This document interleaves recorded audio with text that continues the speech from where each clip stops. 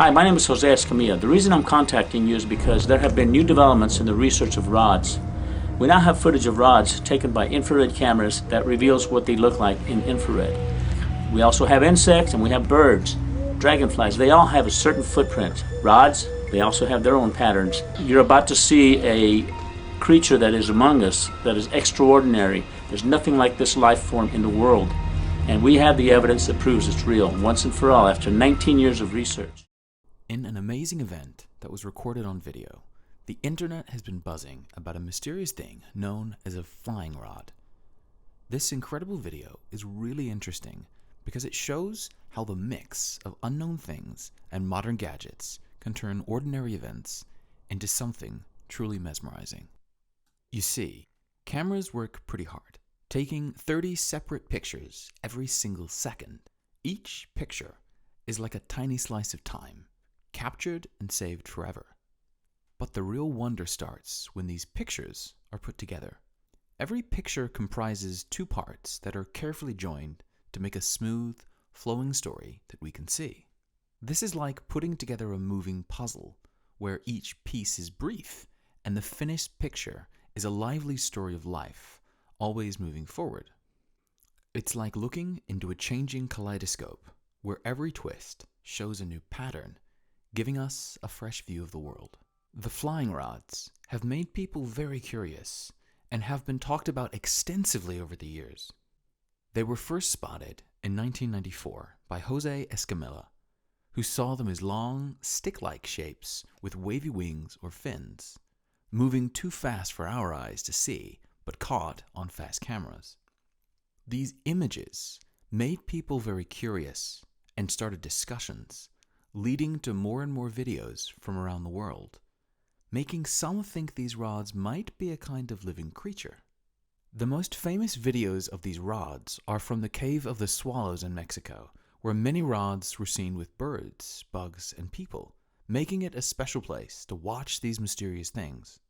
Even though there are lots of videos, especially from places like the Cave of the Swallows, what these rods really are is still a mystery, with no solid proof to explain them completely.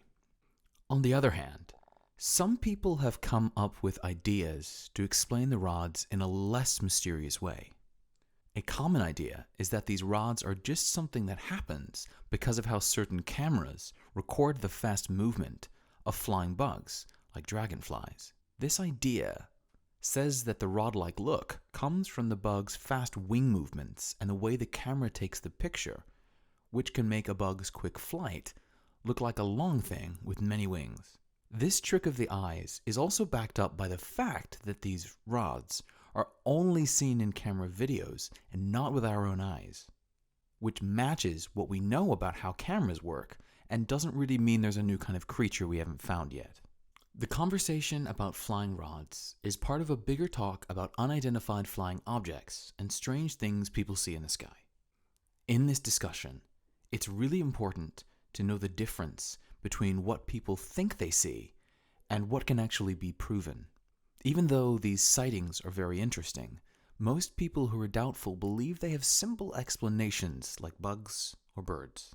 They think the way these creatures look in the videos is not how they really are, but just how the camera makes them look because of its limits and special ways of recording. This idea is made stronger by the fact that there's no real touchable evidence, like the bodies of these rods or signs that they interact with their surroundings in a way that shows they're more than just strange things we see in videos. People are really curious about these flying rods or skyfish, and some of the ideas about them are very interesting. For example, some people think these rods might be related to ancient sea creatures, especially one called Anomalocaris. This creature lived a very long time ago, in the Cambrian period, and has really caught people's imaginations. Anomalocarius is sometimes called a predatory giant shrimp because of how big it was and how it looked. It was an important creature in the oceans a long time ago and was known for its unique body shape and how it moved. The idea that flying rods might be related to Anomalocaris mainly comes from how they look and how they move, which some people think are similar.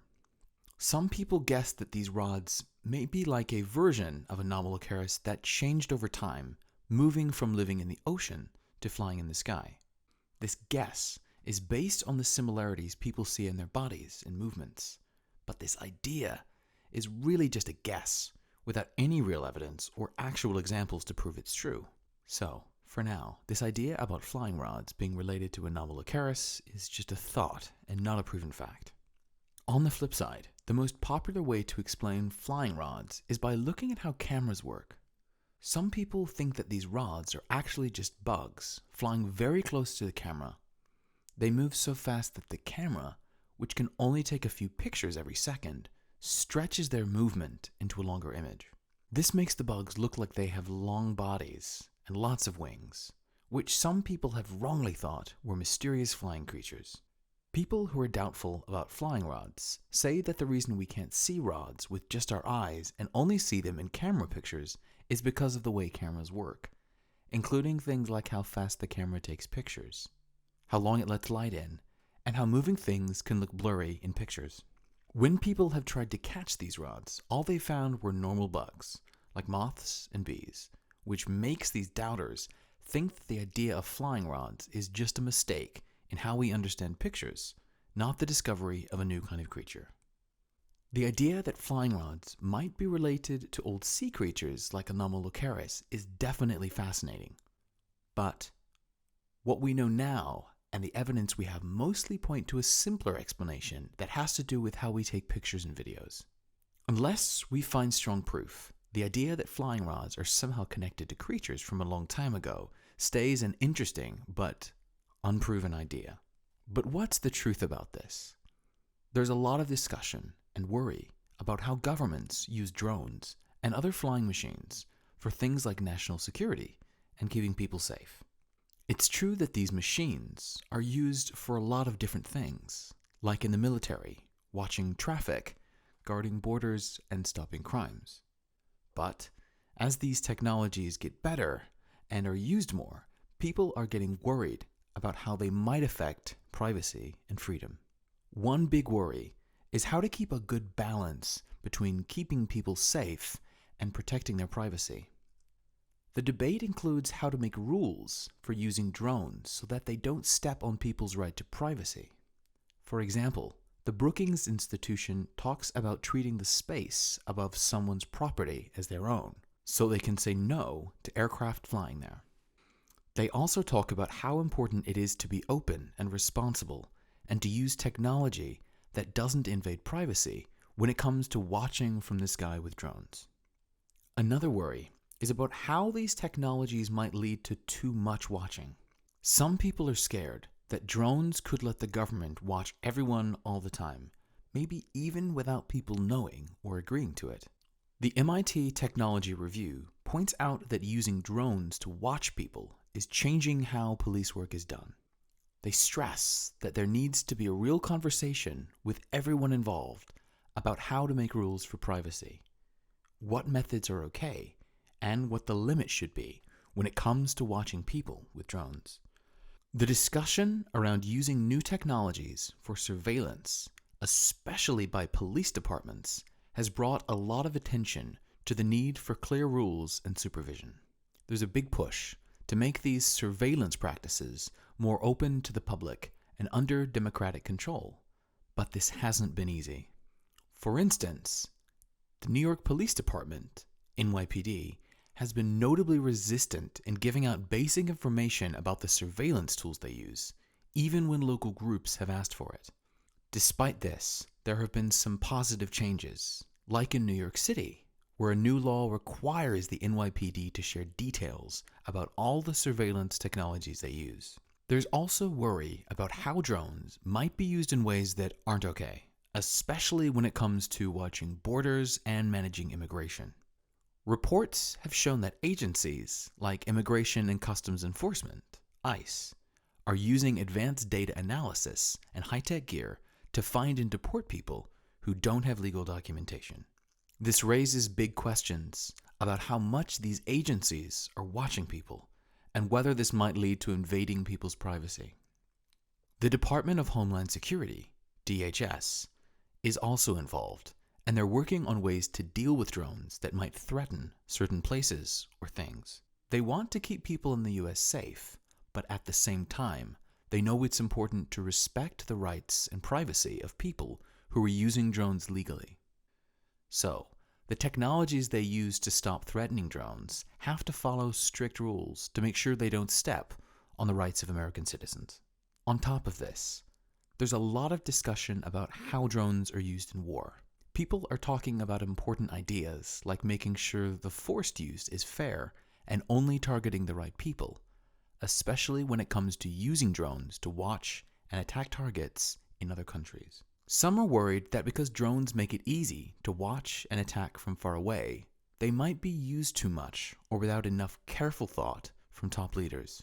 This is important for how the US gets along with other countries, like Pakistan, for example.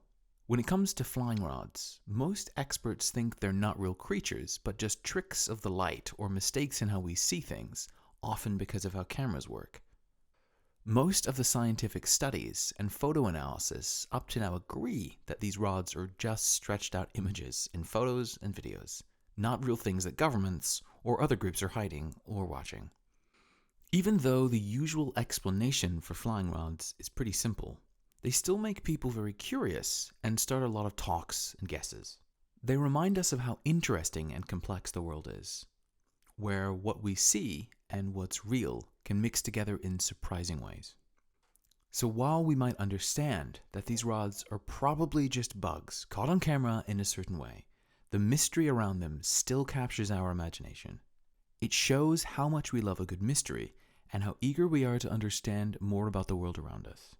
When something zips by very fast, like the mysterious flying rod, each slice of the video can twist how the thing looks. It stretches into a long, stick-like shape because of the way the camera captures movement and how it processes the pictures fast. This is like when you see a car zoom past. It might look stretched out or even seem to have parts doubled because the camera can't catch its quick movement smoothly. Jose Escamilla, who brought up flying rods first in 1994, thought he found a new kind of creature that we can't see but cameras can. This idea made people curious and led to discussions. His discovery led to many more people spotting and recording these rods all over the world, making it seem like they were everywhere. But when experts like Robert Todd Carroll looked closely and with studies, like the one from China Central Television, CCTV, in 2005, they mostly showed that rods are not mysterious, unseen life forms. Instead, these deep looks and tests show that rods are tricks of the camera. They happen when the camera catches bugs, like moths, moving their wings several times, making it look like there's one long thing with bumps or extra parts. Even though many people think rods are fast, unknown creatures because of how they look and move in videos, most clues and scientific checks point to a simpler answer. Rods seem to come from camera tricks, like motion blur. This happens when the camera records the quick flapping of bug wings several times, making them seem stretch out and stick-like. This idea fits with how photography works and how our eyes can be tricked. Fast-moving things can look weird in pictures or videos, especially when taken with certain camera settings or in particular kinds of light. The flying rod mystery, often caught on camera, keeps making people wonder with its secret-like presence and odd way of moving. When these things, seen as flying rods, dart into the view, they bring a blur of speed and a sense of wonder, testing the camera's ability to catch 30 frames every second. As the camera tries to record this quick, fleeting show, the rod seems to stretch, make copies of itself, and change shape. This happens because of how each frame catches parts of the scene. This mix of light, speed, and technology turns simple video into something that grabs your attention. It's a play of shadows and light that makes you question what you see and admire the marvels it reveals. To shed light on the mysterious flying rods, an interesting test using a paintball was set up. The goal was to uncover the secrets behind these puzzling objects. By filming a fast-moving paintball, The test aimed to check if the ideas about flying rods were correct. Everything went as thought. The camera wouldn't just show a single paintball. Instead, it would reveal something more dramatic. The paintball might look like it's been doubled or stretched out, much like the flying rods. This effect could happen because of how the camera captures and processes things moving very quickly. This baffling mystery, often linked to the unique quirks of camera technology and how it captures speedy actions, keeps drawing in both fans and skeptics. Even though many think that flying rods are just tricks of the light or misunderstandings of ordinary things like bugs, the charm of the unknown keeps the conversation and the interest in these mysterious objects very much alive. Whether seen as a play of light and technology or something deeper, the flying rod mystery continues to be a fascinating topic in the world of the unexplained, pushing for more discovery and amazement. The paintball test was meant to give a clearer picture of the flying rods by creating the same conditions in which these rods are usually seen on camera. The findings were revealing, but not completely clear-cut. The paintball, moving very fast, did show up on screen as a blurred, stretched image, looking quite like the flying rods. But the paintball was seen in just one part of the video, not several, hinting that it was moving too fast for the camera to catch properly.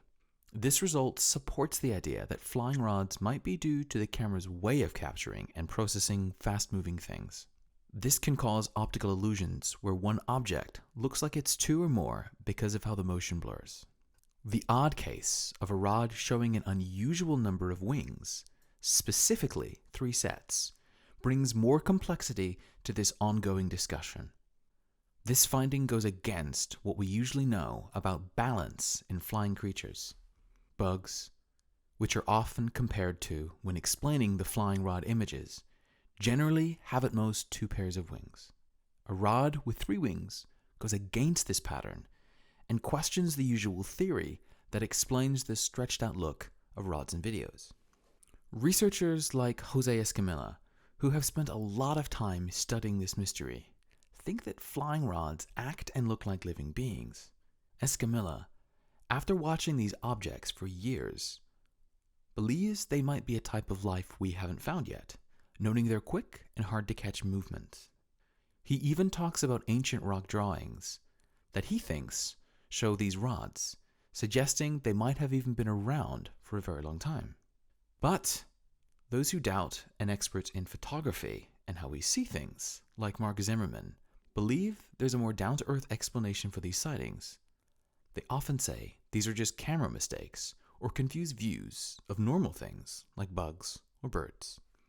Even with various tests and studies, including trying to catch similar things in controlled settings, the flying rods keep being a topic that captures attention and sparks discussions. While some think of them as mysterious beings, maybe from another world, others are sure they are just illusions or effects caused by the limits and special features of camera technology. The real story remains a mystery, with this phenomenon sitting right on the border between proven science and the uncharted wonders of nature. In an adventurous attempt to solve the puzzle of the flying rods, the spotlight shines on Peter Schmidt's experiment with a high-speed camera, a setup that might offer surprising insights into the unknown. As the excitement builds, team members are busy at work, combing through undergrowth and grass, disturbing the concealed life below. Suddenly, as if by some spell, the rods appear on the regular camera, their tube-like forms presenting a perplexing display that has left people around the world scratching their heads. These rods, secretive and enigmatic, have sparked curiosity and debate for quite some time. Captured in various places across the globe, they've even grabbed the attention of the FBI, raising suspicions of missile-shaped objects zooming across the sky. Numerous theories circulate, creating a narrative as bewildering as it is captivating. Some suggest that these rods are just optical illusions, tricks played by the cameras designed to document reality. Others theorize about ancient organisms, remnants of a distant past, or mysterious entities that can navigate realms beyond our understanding. However, as Schmid's high-speed camera starts recording at an impressive rate of 1,000 frames per second, a significant discovery seems within reach. Amid the commotion of the disturbed greenery, the rods begin to show themselves, initially as quick flashes, then transforming into their signature rod-like forms as they approach the camera and the inviting light. It's an interplay of shadows and illumination, of secrecy and unveiling. The decisive moment arrives with astounding clarity. The high-speed camera, capturing what the regular camera misses, reveals the true identity of the mysterious rods. A moth, commonly seen at night, which usually appears as a blur to our eyes, unexpectedly becomes the central figure in this dramatic revelation. As each frame of the high-speed footage is carefully examined, the rods lose their veil of mystery. What were once thought to be ghostly mysteries turn out to be ordinary insects, their swift movement through the camera's view creating an optical illusion of speed and light. Pause for a while and really observe this video. It's not merely a sequence of images passing quickly, it represents an entire world unfolding before our eyes, one that we're overlooking. There's a wealth of activity, minute details, and swift occurrences that together narrate a larger tale, a narrative that we fail to perceive because we don't observe attentively enough. In these videos, there's a special part that might show there's more than we first see. It's like a hidden secret, inviting us to look more carefully and dig deeper. But it's quick, like a blink, and you might miss it if you're not really paying attention. Here's the main point. To really understand what's going on, we need to stop and really look, not just give a quick glance. The whole picture is made up of these little bits that we often ignore, but if we put them together, they show us something amazing, something we didn't see before. It's all there in the video, waiting for us to find the hidden treasure. But what do you think? Are they just optical illusions, or is there more to the story? Don't forget to hit like if you enjoyed the video, and subscribe for more intriguing mysteries. Share your thoughts in the comments below.